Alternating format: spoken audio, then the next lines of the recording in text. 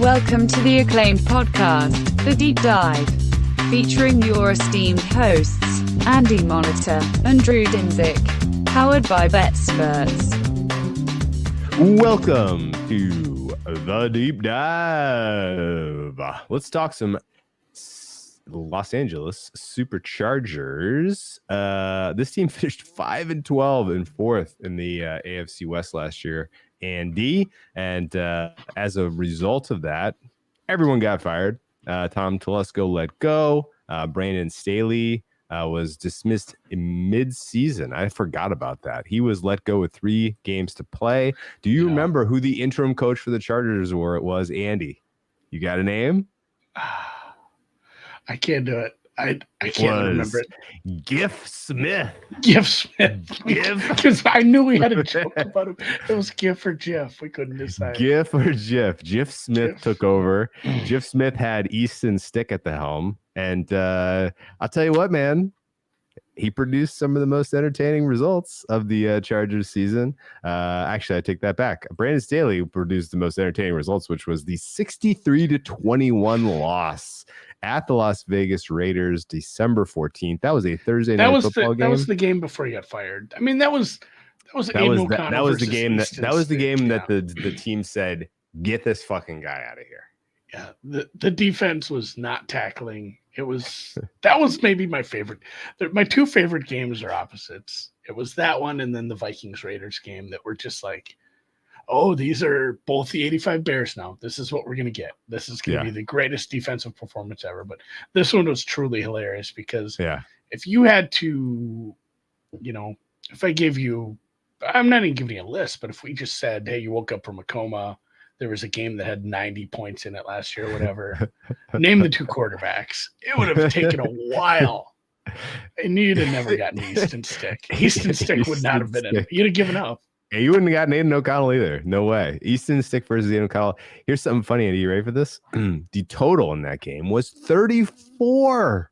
Yeah. 34. Would you know that the Raiders scored their Raiders were up 35-0, weren't they? With 3:50 left in the second quarter. It was still a long way to go. And the Raiders had scored 5 touchdowns and taken that one over the closing total. They went out to a 49-0 lead before Easton Stick rallied the team to score 21 points. Rallied the team. What an abortion of a game. Holy shit. That was the record for the franchise. Thursday Night Football had some real dumb ones last year. There was some real... Those 2 games were back-to-back. So that was the Raiders game against the Vikings, a 3-0 game, and the 63-21 game were 4 days apart. Yeah. Hey, the Chargers were 2 weeks removed from 6-0 against the Patriots. That's why we had a 35-point total. That's why you had 34-point total. Yes, exactly. Unbelievable. And betting market, myself inclusive, did not get the memo that the Chargers defense was going to send a message on Thursday night in prime time, and a message they sent. And Brandon Staley's regime was mercifully over. Everybody gets fired. I forgot how few games are. I mean, I forgot how late in the season Justin Herbert got hurt. Herb started 13 games, had a 5-8 record. It was a pretty meh campaign from him. And that was tough because the Chargers were investing in pieces put around him. They were drafting wide receivers in the first round. They paid him, and the expectations were pretty high. Like, the Chargers were a buzzy team heading into last season, if I remember correctly. Am I wrong? You are not wrong. They had a good wide receiver room. Eckler was going to be healthy. Herbert was coming into his, and there's a bunch of good defensive players. This is another name team but you're just naming stars on both sides of the ball and at important positions. And boy, it was really a shit of a season. It's kind of a cursed franchise. It's very cursed franchise. I don't even know if that's a joke. Between the 2 wide receivers getting hurt for big chunks of the year, and then the guy you drafted being just absolute dog shit, and then at the eventually you fire your coach. Yeah, Herbert gets hurt. Yeah, like your bright spots were some older pass rushers got a bunch of sacks. Yeah. That Their was win like the total bright last spot year of the was season. 9.5, and they got 5 wins. That's what we call an alt under team. All right. Well, they at least got a clean start, and they bring in Jim Harbaugh. Did you have any? I guess do you have any Harbaugh thoughts? Macro, like this is the right guy, right time, right place, or like took Harbaugh a really long time to do anything at the college level, and now he's back in the NFL. We're sure this is going to work. Like, where on the scale of optimism are you for a Harbaugh takeover here at the NFL in the year 2024? You could have done a lot worse. Okay. Like you really, I don't know. It's been a long time since he's been in the NFL. Not long enough for Florio to stop tweeting that Kaepernick should maybe get a tryout again. But it's been, I mean, that was a long time ago where we had the fun Ravens 49ers Super Bowl. And then he obviously took a really good job, got a national championship. He has a type of offense. He has a type of coaching style. He has a type of coordinator. I think that's a really good fit, bringing Roman in. It's like it's kind of the perfect guy. But it is crazy that they have one of the best quarterbacks in the league. I don't think anyone's going to, just all things aside, in a vacuum, top 10 clearly. And this is probably going to be a run-first offense. They invested in, offensive line right off the bat. They've said that's how it's going to be. That's how it's, his offenses have looked. It's basically the running back room from the Ravens, which I guess Roman worked with at least Dobbins for part of that time when he was there. So it's a really weird roster build, but it feels like it's just so basic that it'll work because it's still Harbaugh. He's still a good coach. He still has, good enough schemes to beat every other team in college. And I know it's not college, and recruiting is obviously different than roster building, but I'm fine with this because some of the other hires are big unknowns. You paid him a bunch. I mean, it wasn't cheap. He's not going to be a cheap coach, but I think it was after the disappointment of Staley, it felt nice to make a splash, even if it is maybe a bit of an antiquated thought process. But, offense, the chess match is cyclical. Eventually it comes back to, you're throwing everything you have as a defensive coordinator, a group of defensive coordinators at stopping this kind of passing offense. Guess what? We're a running team. Yeah. And we're going to cross the street 100 times, but we're going to get a lot of first downs and it's going to work. And maybe it doesn't. Maybe it doesn't at all this season, but he kind of has carte blanche, right? Yeah, true. I mean, we talked about, that they're not going to just give Antonio Pierce 1 year. I don't think they're really. I mean, he has some leash. Oh, yeah. Right? Harbaugh's probably got a 3-year arc here. 3-year leash at least. Yeah. Andy, you want to know some trivia? I do. Jim Harbaugh currently has the best win percentage of an active coach in the NFL at 695. Better than Reed. Better than Reed. Better than, in fact, Andy Reid is the 4th. I don't know if you could name the 2 guys between Harbaugh and Reed. You want to guess? I mean, is it just the West Coast guys? No. Neither of them. Nope. Tomlin. Nope. Boy. Is there like a minimum games or what? Active head coach, win-loss record. Both these guys have had multiple seasons. All right, Mike McCarthy. Nope. Wow, really? He had a bunch of good seasons as well. Yeah, he did. You're dancing around right below Reed. The guys that are above him, number 2, Harbaugh, number 1 active at 695. Number 2, Matt LaFleur. Jim Harbaugh. John Harbaugh. No, John Harbaugh is way down there. Matt LaFleur is number 2 at 675. Nick Sirianni is number 3 at 667. They were hot right off the bat. Right off the bat, yeah. He's only had like 4 years. He's had 3 years, yeah. But you know who's only had 4 years? Jim Harbaugh. His tenure at San Francisco was way shorter than I remember. And it was a long fucking time If you'd ago. have made me guess, I'd have said 6 years. Yeah, it was only 4, and it ended in 2014. So it has been 10 years since we've seen him on an NFL sideline. By the Bell? Yeah, do you remember when did he get into like a fight with the defensive coordinator of the Browns?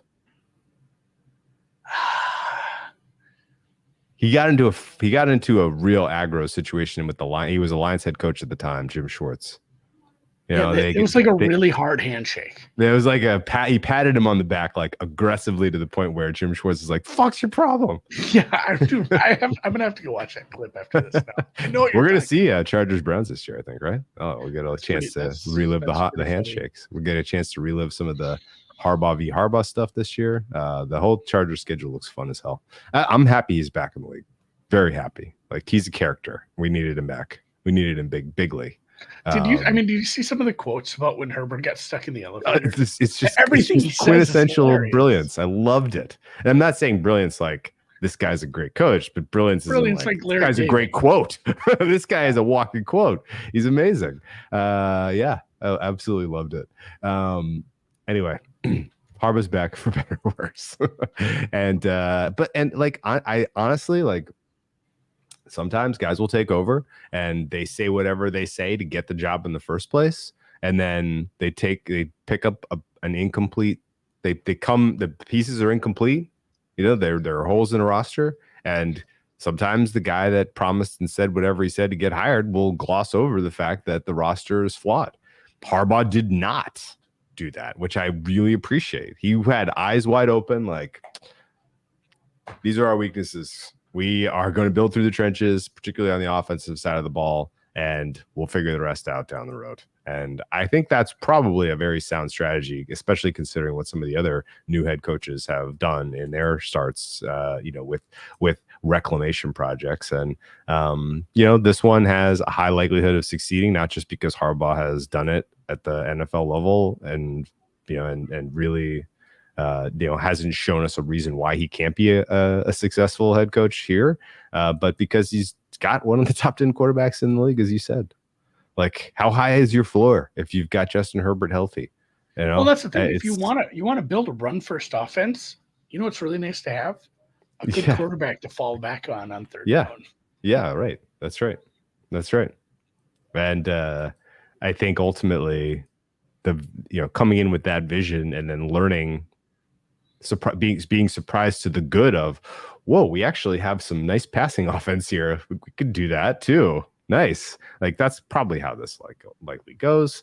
And I think ultimately, while I'm not like dying to get all of my Chargers stock in now, because I think the rebuild and the bounce is going to be mega hard, I do think that there will be a bounce. There's still some big deficiencies, and at the end of the day, this is a middle of the pack defense. They didn't have a great offseason either. No, they didn't have a great camp. I have this as an incredibly mid team. Like, when you put they're the middest of teams. I think I'm mid too. When you put everything together, they're just hovering around 50%, no matter how you shake it. There's some upside. Every team has upside, some more than others. This team has an incredibly high floor, like you said, with having a top 10 quarterback. But I mean, it's going to take a lot to realize a lot of that upside in year one, like you're at. I don't know, anything else off-season wise for this team. I think that, the biggest things were they brought in the two running backs, J.K. Dobbins, Gus Edwards. They drafted Joe Alt, who, again, we push and push and push on this with quarterbacks. I don't want to get too excited about a preseason from the quarterback, but Joe Alt is fucking people up. Like, he looks amazing. And again, it's against backup D tackles and D ends, but like he is as advertised. We haven't seen like a highly touted Notre Dame guy come out and not be at least, right? Yeah, at least be good. It seems like if we get a Notre Dame tackle or guard out, it usually works out. He looks as advertised. McConkey could be good. They got a good off ball. But yeah, Colson's going to play middle-ish. So there's going to be some rookies that are definitely going to contribute right away, but the losses are massive. If you just start looking at like the skill position group, especially Eckler, Keenan Allen, Mike Williams, Gerald Everett, and even just like backup depth guys on defense. Like Kendrick that Murray. Right there, those four guys you named, that was something like 85% of the target touch share last year. It was a monumental proportion. And 80%. that's crazy. It's still just like an absolutely absurd proportion. It was a of your big touch. number, and those guys missed a bunch of games. Oh yeah, that's true. Maybe it wasn't as big of a number No, because but I Williams mean, wasn't. if you just go when they played, last 2 years. Let's say you take Well- your last 2 years, targets, touches, that was it. That was your whole offense. well, weighted by when they played. You know, like when Yeah, Keenan yeah. Allen was in the game, how much he was getting the ball. I get what you're Yeah. saying. Yeah. So Yeah. the offensive skill position group is now led by a guy who didn't get it last year, a rookie, and the running back room from Baltimore borrowed his brother's toys. Yeah, that's right. By the way, Jim Harbaugh, 5th all time in win-loss record. The guys ahead of him: George Allen, Vince Lombardi, John Madden, and Guy Chamberlain, who coached from 1922 to 1927. But those other names are pretty well-known guys.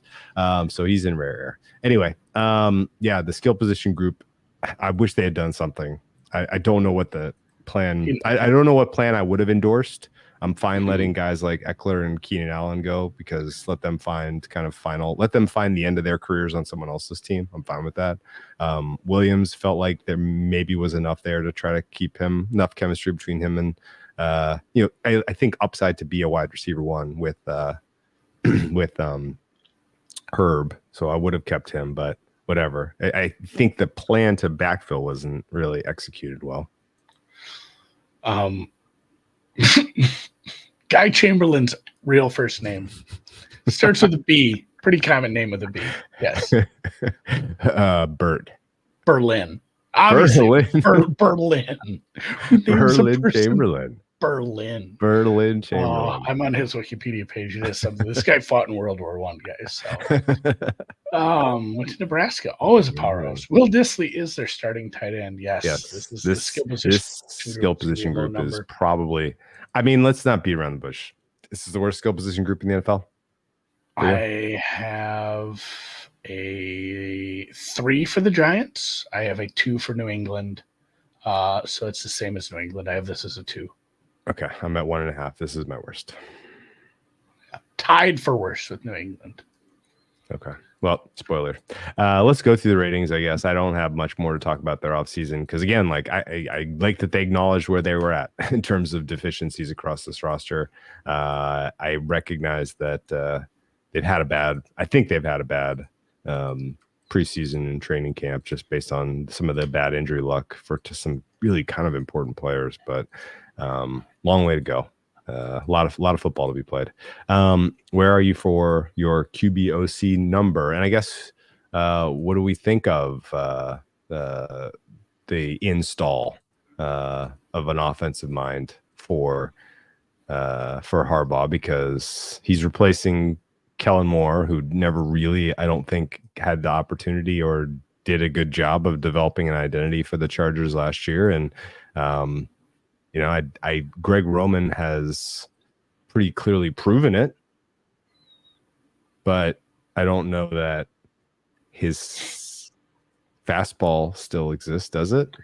I mean, it does if this is the kind of offense you want to run. If it is going to be a run first, big boys up front, grind it out, and again, rely on a good quarterback when you do have 3rd and long. So I'm happy with the hire. I think it's a good fit. And like you said, it's such a high floor, and honestly, it has a pretty nice ceiling too. I had to give it a 7. 7.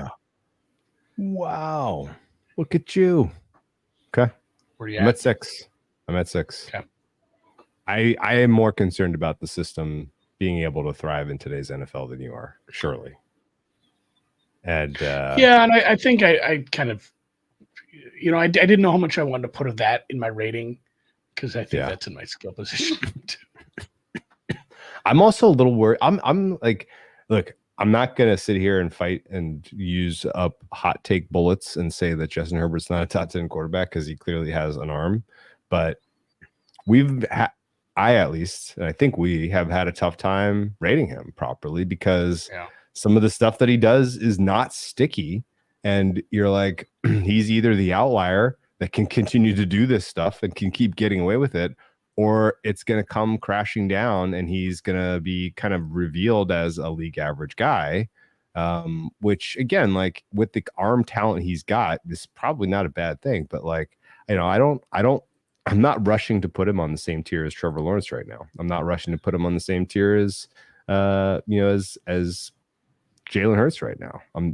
Because of my particular affinity for Mike McDaniel, I'm not rushing to put him on the same tier as Miami. So 6 for me, and I guess I will reevaluate this as we see how this system tends to succeed or not in today's NFL. So I could go up. We'll see. I don't know. I was just thinking about that. How high could I go? Because if I'm going higher, it's more based on Roman. I don't think it's going to turn into a run and shoot offense all of a sudden. Like Greg Roman just changed his mind, and that's what we've become. And Herbert is racking up sick numbers. So I think my number's pretty static and maybe only goes down. You have him a whole point ahead of the Jets, for instance. Rodgers and Hackett. I don't like Hackett. I don't like Rodgers. 40 coming off ACL. Or an ACL Achilles. Yeah, I have him higher. I have this rated higher than Jacksonville. Okay. I guess I have too many fond memories of Roman in Baltimore. Interesting. Because that was it was the best offense we've seen in the last 6 years. And it was the ultimate, like, let's not fuck around and try to fit a square peg in a round hole. Let's put this offense together and really let this guy eat. And they did. And it was so fun. So yeah. I'm really curious to see what the overall philosophy will be, especially when the going gets tough. It's easy to say we're a run first team until you're down 14. Yeah, very true. Skill group, you said 2. I said 1.5. I don't think we need to elaborate on that. Do we need to read some of these names? Your wide receiver 1 presumably is Josh Palmer. Look, Palmer's a fine player. If it's a wide receiver 1, don't love. DJ Chark is your wide receiver 2, don't love. Quentin Johnson is a failed experiment to this point in his career, don't love. Lad McConkey in the slot, very intrigued. That's enough to get me out of bed. But yeah, Disley and Hayden Hurst, it's a big negative at. What did you think of bringing in Gus Edwards and J.K. Dobbins? Like, presumably, like there's been some quiet buzz about J.K. Dobbins, but he's a very high injury risk for me. I think he's very good when he's healthy. He's fine when he's healthy, but he's had some bad injuries, and that tends to accumulate more on a running back. Okay. You know what I mean? Where you lose a half step, suddenly you go from, hey, this is a top half of the league running back to, hey, this guy's not on a team anymore. Yeah, right. Interesting. All right. So the O-line, I think it's fine. I have it as like a neutral. Neutral to slightly below average running back room, a negative in the tight end room, and obviously the depth plus the top end of the wide receiver room is as bad, if not worse than anything. You're relying on Quentin Johnson and a rookie in the slot, along with Palmer and DJ Chark. Yeah, I would. You know who I would call? I'd call Houston. We could get a couple guys from the Texans. They have talent to spare. I don't know if they'll trade in conference, but maybe. O-line is a fun one because you could really see this becoming the best O-line in football. I don't think any of us would be shocked if that's our opinion halfway through the season. But I don't think you can be there now. Where are you at? I went with a 5. I didn't know what the fuck to do 5. here. Okay. I'm at 6 because I wanted to be on the high. Rashawn Slater's an incredible blocker. Like I said, Joe Alt looks good in the preseason. Haven't seen him do it against a full-ass defensive game plan yet. You might, like I said, this could go to an 8 if Slater is, playing at the level he plays at, and Alt gets it right away. Trey Pipkins the third got the tackle money, and now they're moving him to guard. I think it's more of a, hey, we have to start this guy. Replacing Lindsley with Bozeman in the center it's a meh. He's a good run blocker, but you're not going to get great pass pro up the middle. Zion Johnson struggled last year and got hurt. Pipkins is a failed tackle experiment. So the center of this offensive line is a big-ass question mark, possibly negative. Not terrible depth. They went out and got like a guy like Alex Leatherwood, who was a high draft pick. Now you got to stop. We don't have Storm Norton to kick around on the Chargers anymore. Storm Norton. I know, but you can. Alex Leatherwood is the new Storm Norton. I know, maybe. I don't know. We'll see him. Sometimes these guys, it takes. I forgot I think he went to the Niners after the Raiders, and then ended up here. He's bounced around, but when a guy is drafted that highly, Yeah. and it's not been like 8 years since he was drafted, I still look at it as maybe there's something salvageable here. It's like a swing tackle. All right, I'm prepared. I don't want him starting over either of the if tackles. something happens to Slater or Alt, I'm very much breaking out the good God, that's Alex Leatherwood's music. I think he's a big bias. Anyway, I'm at a 48. I'm at a 49th percentile for the offense. You're at a 53rd percentile for the offense. So you think this is going to be above league average offense this year, which is exciting because I mean, that's going to turn some absolute question mark nobodies into some kind of production at least touchdown scoring, if they're going to, ultimately realize that potential. Tough defense, run stop. 4.5. I guess real quick on the defense overall. Okay.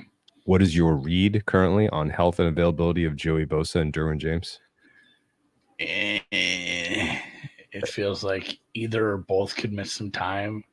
They both missed practices last week.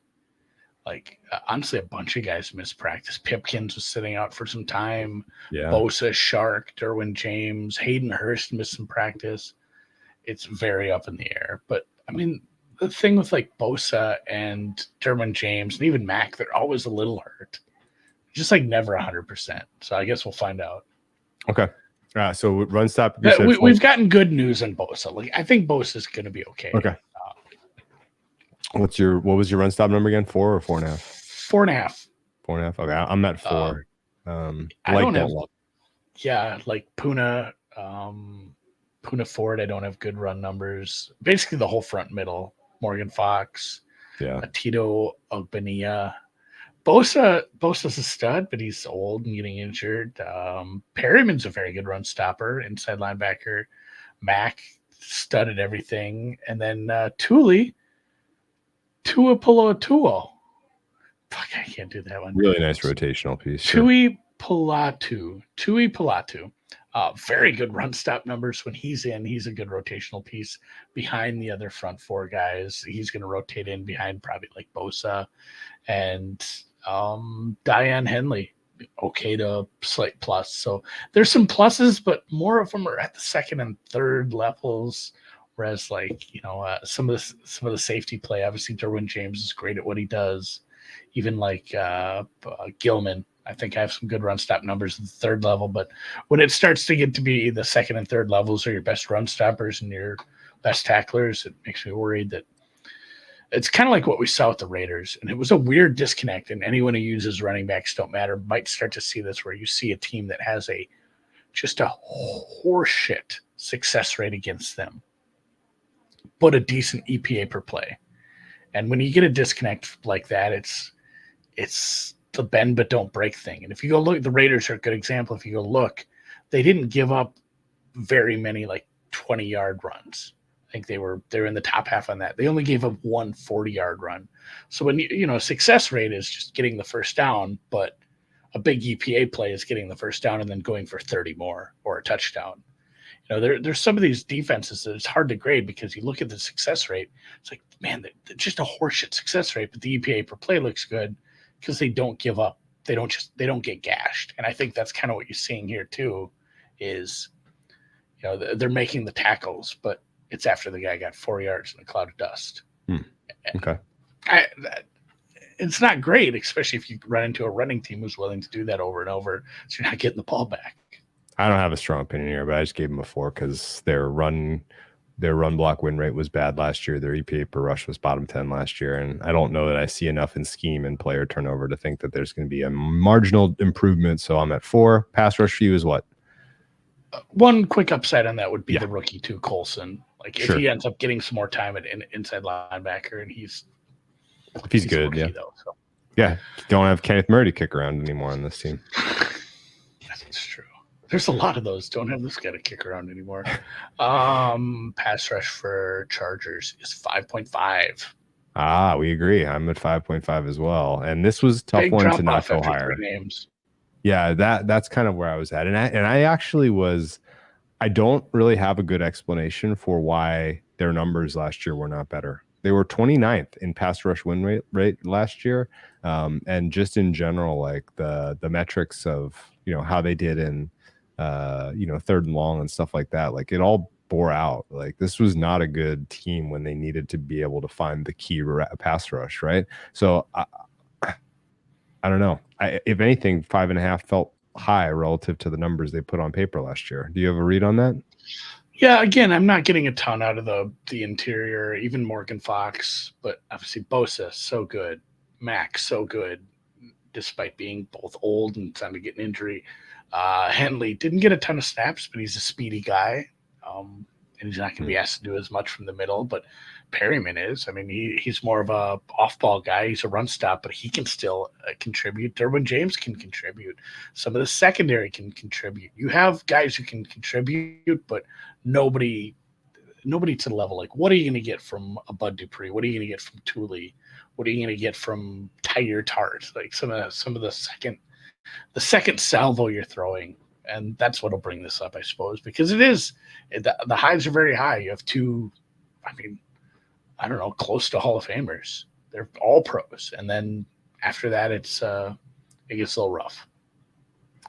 They only generated 22nd best pressure rate last year. So yeah, it all kind of checked out for me to be not especially high on this. And if anything, I'm going to end up downgrading them as we see them play. We'll see.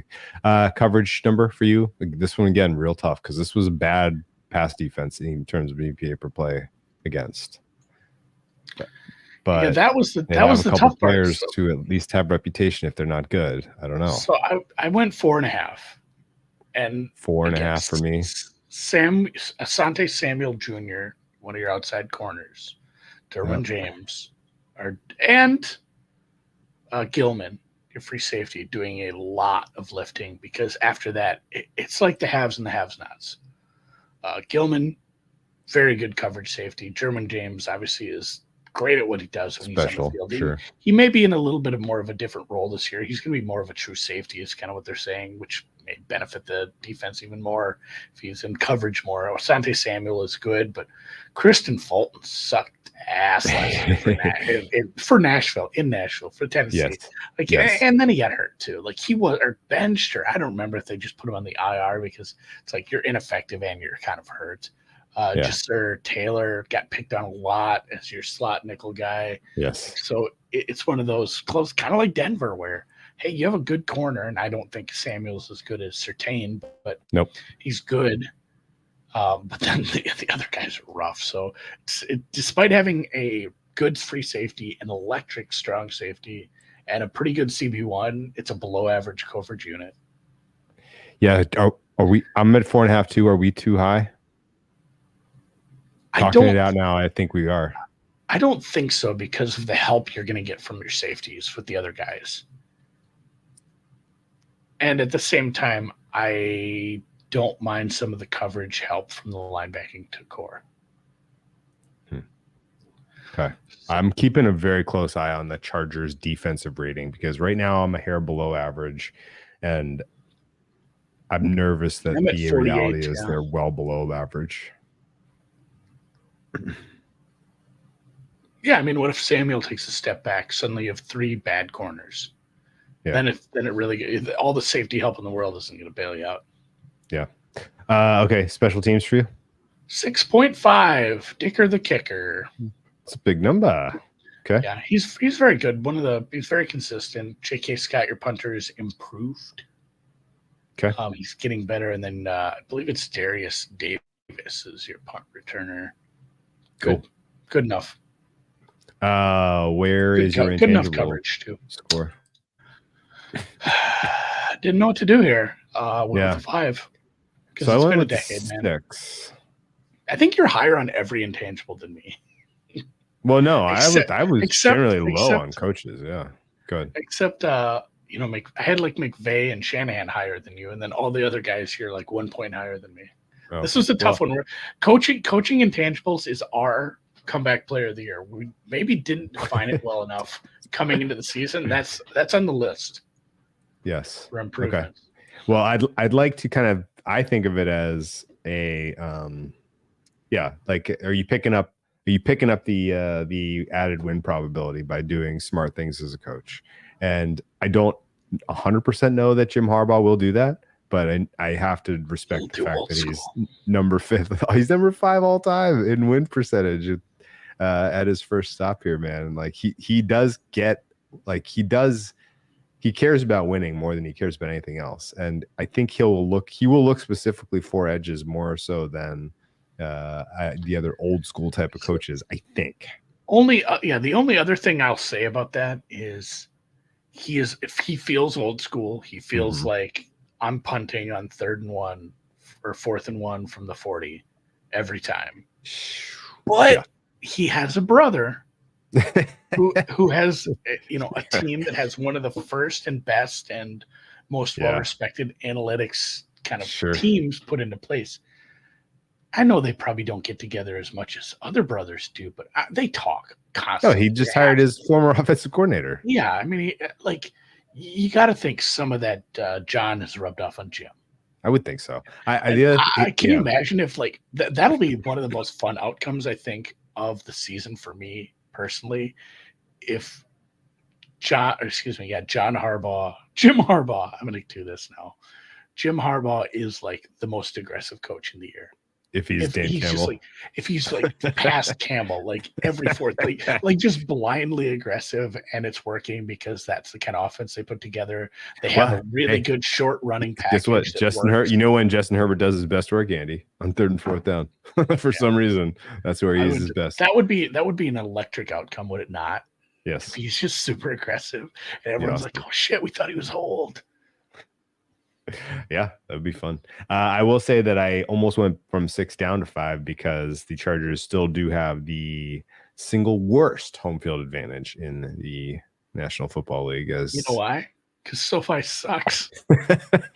When the Chargers are playing, it does. There's more of opposing fans than Chargers fans there. They had to come up with they had to have a casting call for the Charger fan last year, Andy. You remember that girl that went viral? She just moved from Minnesota to LA, you guys. Chill out. I got over her in a hurry, though. People were like, dude, the people with like conspiracy theory brains, just they want to go too deep on everything. Like, don't you have stuff to do? Don't you have a job? People are all over that. It's fun, though. I mean, it does that's what makes the internet fun. Yeah. Okay. So here's some interesting nuggets for you. You're at a 52nd percentile. I'm at a 43rd percentile. That makes the Chargers a +1.5 for you, and it makes them a -1 for me. Where this gets interesting, Andy. Wait, am I right? +1.5. I'm at a 1.5. I had to scroll over. Okay. Where this gets interesting is we just did the Raiders. I was high Raiders. You were low. I know it's a 3.5. Yeah, your gap is 3.5. My gap is only 1. Which is going to say I should be betting the Raiders week 1, but I am not going to do it. I was gonna. You beat me to it because I was gonna tell you have to. I am not going to. It's not a fun swallow. No, but don't get me wrong. Like this was an easy scratch because again, like all of the teams we've talked about today, I feel like my numbers are squishy soft. Like I really don't know what a lot of these units ought to be until we start seeing them play, and a ton of that is because the AFC West was decided so early and so emphatically last year that I didn't watch these teams. They didn't matter. So there's a lot of moving pieces that I know that I am a little bit blind about.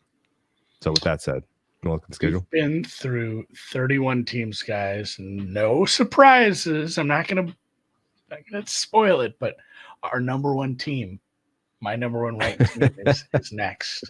We will do that Wednesday. Could be anyone.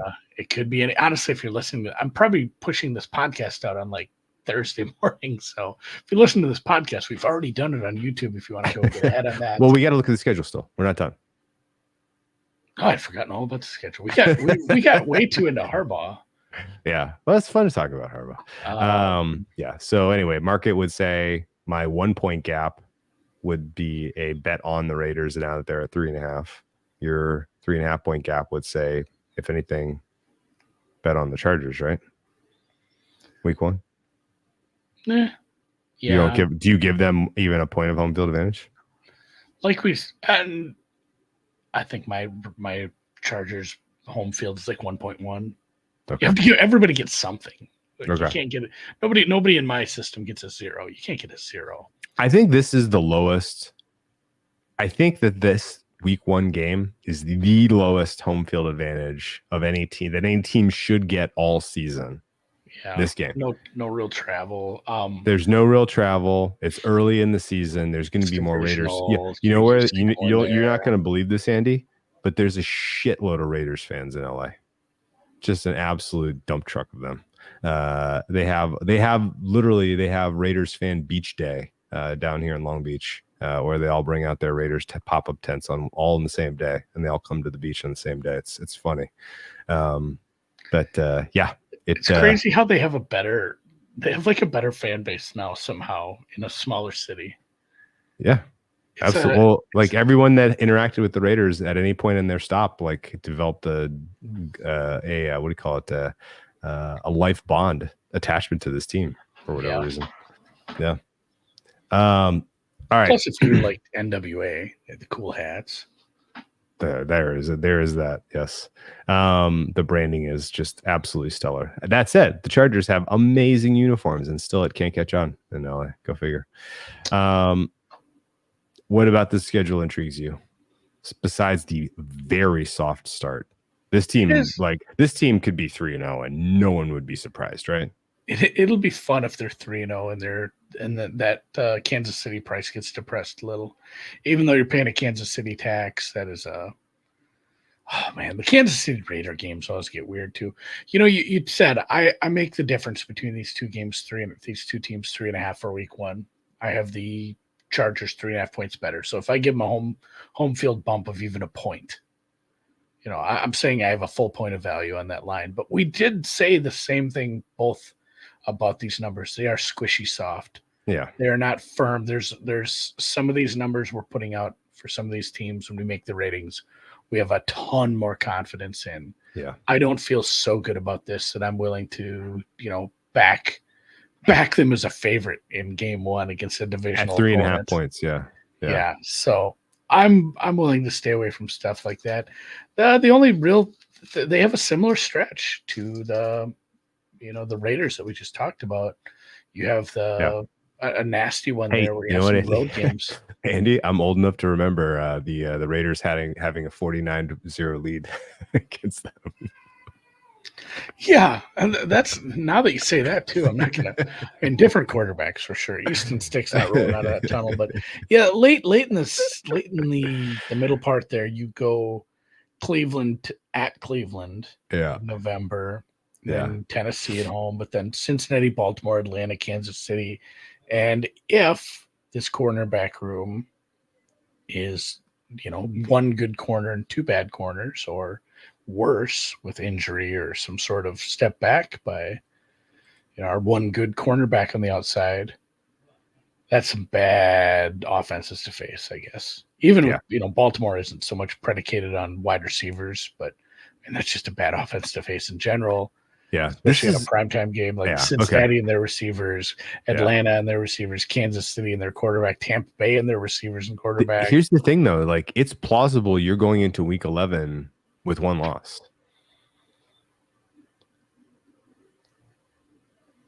It is very plausible that you beat the Raiders, the Panthers, the Steelers, the Broncos, the Cardinals, the Saints, the Browns, and the Titans. And then we bet them to miss the playoffs. Yes, exactly. Yes. Great call. Well, not only that, but like the Atlanta, that's Atlanta off their bye. You have some nasty tough travel stretch. Well, yeah, that Atlanta off the bye plus a 6-hour flight. Cleveland's not that close. You do go road to end the season too. That's another one where they're kind of in that Miami situation we talked about earlier, where this team probably doesn't win their division because there's a huge roadblock in the middle of the country in Kansas that's going to stop something like that from happening. But if they overachieve and they get in the playoffs as a wild card, it's that's it. Not only road, but what if it's like New England? Yeah. Well, at New England, cold weather across the country, come back, and then pop over to Las Vegas, have to play a second road game for a second straight week, and then your third game is what? Like, what if At it's Buffalo, Yeah. Baltimore, That's back to Cleveland, Cincy. Cincinnati, Yeah. any of those? At Like, Baltimore. Yeah. Yeah. the closest you could fly is like Cleveland at that point. Yeah. Also, like, yeah. Here's more fuel for miss the playoffs after week 10. You get Denver and New England at the end of the season, where your rookie quarterbacks presumably are going to have a lot more time to kind of figure out how to play the position. And I think like that Tampa Bay game also looks sneaky tough. So if your defense is sus, you could conceivably go week 11 to week 18, and maybe your bright spot hopeful win to clinch a playoff spot is that final game at Vegas. And that one's interesting because you know why? We get to relive the magic of the final game of the season between the Raiders and the Chargers that was going to determine a playoff spot that should have ended in a tie. Yeah. That was the beginning of the end for Brandon Staley because he blew it. All right. You blew it. He blew it. The only positives from the schedule, your scheduled trip to altitude at Denver is off your bye. Yeah, that's nice. That's the only nice thing I can say. You don't have to go play there in the cold ass January. No, you get an extra day to prep for a tough Baltimore team. Like your travel isn't bad through that middle stretch. But then you get to the Atlanta, Kansas City stretch, and that's pretty tough. Again, 4 out of your last 6 weeks are on the road, and only one of them is remotely close in Las Vegas. I'm so here for the Chargers eking out wins in the first 10 weeks of the season. Yeah, I know somebody made a good comment. Didn't we just talk about a skill position group of 1? Yeah. Yes. It's still not that tough of a schedule. If that improves to like a 3.5, which is not good. It's, if we get anything out of the rookie, get anything out of the running back room, if the scheme just kind of fits and they're a pain in the ass team to play. Yeah. There are plenty of. Beat a bunch of these coin flip teams. I can point to plenty of ultimately bad teams who started out seasons winning lots of games because of the sequencing. Yeah. The 11-0 Pittsburgh Steelers. Remember that? That's a great comp. The last ride of Ben Roethlisberger. Ben Roethlisberger was so bad that year, and they just kept winning. Yep, that's a good one. I remember I had like a Steelers AFC ticket or something. I'm just like this. I can't even the record's exciting, but I know this isn't happening. They're just not good. Yeah, I'm gonna have to go back through and find another team with similar DNA, which had this bad of a skill group that ultimately did surprisingly scrape and win games. I mean, because honestly,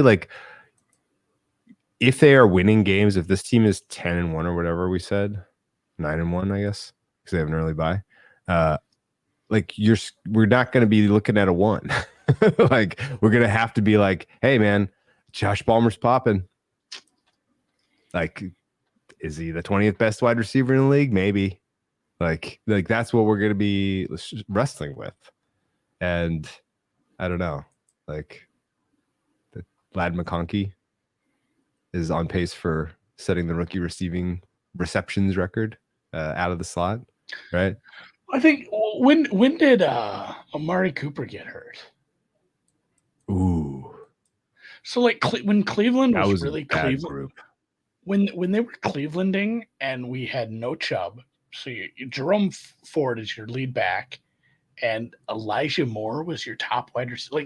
Essentially, Njoku was your best receiver. Yeah, that's probably pretty similar. That's probably during the Flacco run. It was Jerome Ford, Elijah Moore, and Njoku. I'm trying to think. David Bell. I'm trying to think of other players that were a part of that. It was mostly offense or mostly a defensive team, but I mean, they still had games where they put up 30 points. Yeah. That was a weird, I mean, sometimes it's just a scheme and a quarterback can elevate some pretty shitty players sometimes. Yeah, that's right. Especially if it's hard to game plan for. All right. Anything Okay. else before we call it a night? Don't think so. All right. Appreciate you guys. Will Dissly, James with the hot take. Will Dissly is going to take over the league. Somebody has to catch the balls. I don't think And Herbert you will can't. throw it 10 times a game. You can't. What's it? You can't stop Will Dissly. You can only hope to contain him. It's kind of where I'm at with him. Yeah. Catch you guys Wednesday.